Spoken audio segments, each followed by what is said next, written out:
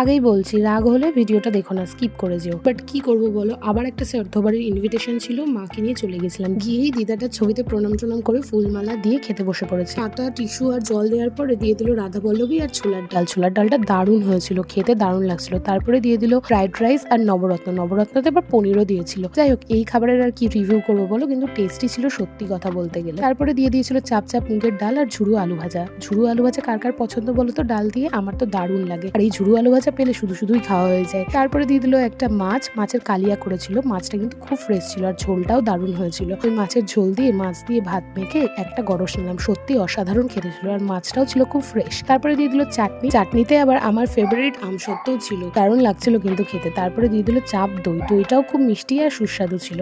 তারপরে দিয়ে দিল গুড়ের সন্দেশ, আর গুড়ের সন্দেশ খেতে তো আমার দারুণ লাগে। আর দিয়ে দিল একটা করে নরম তুলতুলে রসগোল্লা। শেষ পথে জোয়ান। আগের বার শ্রাদ্ধবাড়ির ব্লগে খুব ট্রোল হয়েছি, তাও সাহস পোস্ট করে